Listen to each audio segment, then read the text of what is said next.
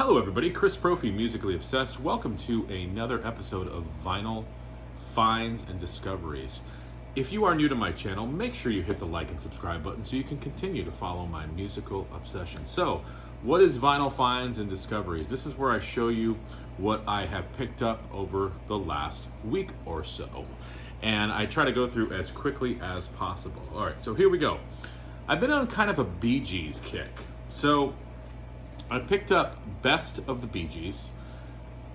I am so late to the Bee Gees party. Love this record. I mean, Holiday, I've Got to Get a Message to You, I Started a Joke, Massachusetts, Every Christian Lion-Hearted Man Will Show You. Wow, what a title. But really, really dig this record. I also picked up the Bee Gees album Main Course. Now, I believe that this was the first album to sort of have a disco feel to it, but not too disco, and I really like it. It says on the hype sticker here, the album that set a new course for the Bee Gees. So it includes Jive Talkin' and Nights on Broadway. 2 hits for them. Again, I sort of dismissed the Bee Gees, and then I had I have 2 Bee Gees rare records, like their rare stuff, and like early Bee Gees, and it sounds like the Beatles and the Rolling Stones. I'm like, you know what, let me listen to some more Bee Gees, and I really dig this stuff. So I'm gonna have to get some other albums for them. I know of an album, Odessa, I think it's called. Gotta pick that up at some point. Picked up a Walmart exclusive, Black Crowes, their Shake Your Moneymaker record. This is on green vinyl. Look at that pretty green. And we all know and love this record. I mean, Twice as Hard, Jealous Again, Hard to Handle, She Talks to Angels. It's basically like the Rolling Stones for the 90s. And when did this album come out? Was this the 90s? I don't know. JC, was this 89? I don't see the date on here.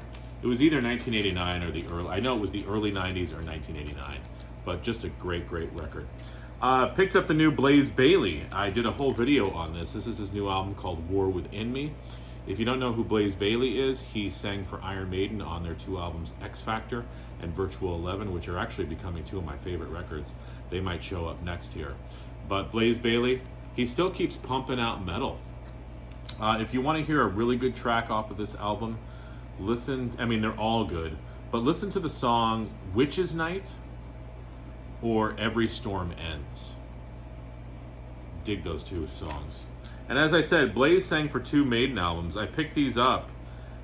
They're becoming 2 of my favorite Maiden records. Virtual 11 with the song Future Real. I also love the song The Educated Fool. I love everything on here. Of course, The Klansman is on here as well. And I also picked up X Factor. Now, these are both remastered.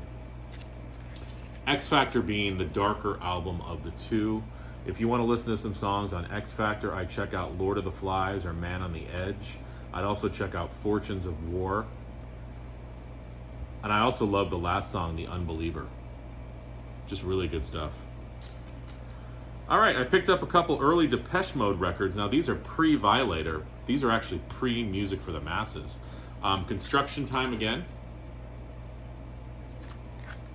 Just some great synth pop. I love the song Love in Itself. More Than a Party is cool. Pipeline. Yeah, this whole record is really good. I also picked up Depeche Mode, A Broken Frame. My son remarked on the covers of these 2 records. He's like, Dad, these covers are really cool. Leave in Silence. Oh, My Secret Garden. Love that tune. Yeah, this is such a great album. Can't go wrong with early Depeche Mode. I did a video on this record as well. Mickey Dolan's new record called Dolan Sings Nesmith. And that's basically what it is. It's Mickey Dolenz from the Monkees singing a whole bunch of Michael Nesmith tunes, sort of reimagined. And this is another killer record. I love the versions of Circle Sky, different drum. He even does a song off The Prison, Marie's Theme or Mary's Theme. I'm not sure how you pronounce that name. It's either Marie or Mary. I think it's Marie. Love the cover too. This is an old standby, but I had to get it. Dylan's Greatest Hits. This is a new release, but I wanted to make sure it had the poster because my parents have this record, an original pressing of it, but it doesn't have the poster. This one does have the poster. So if you're wondering and you see this, I got it at Barnes & Noble to cover the price. And it says We Are Vinyl, 180 gram pressing.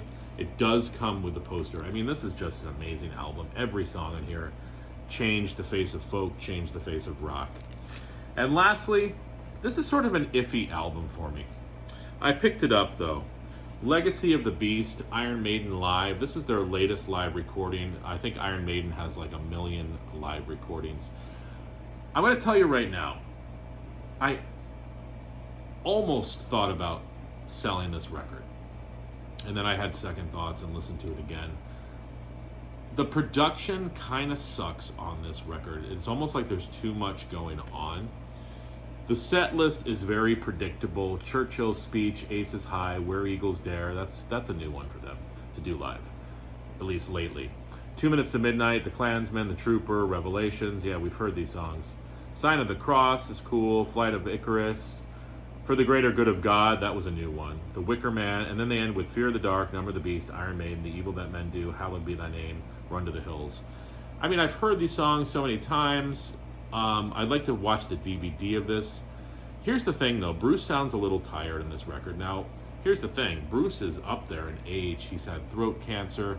He's running around the stage, you know, dressing in different costumes, flying on planes, jumping off of monitors.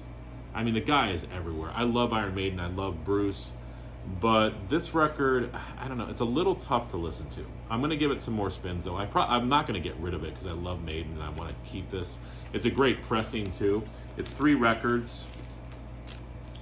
And, you know, it opens up with some great pictures of the band.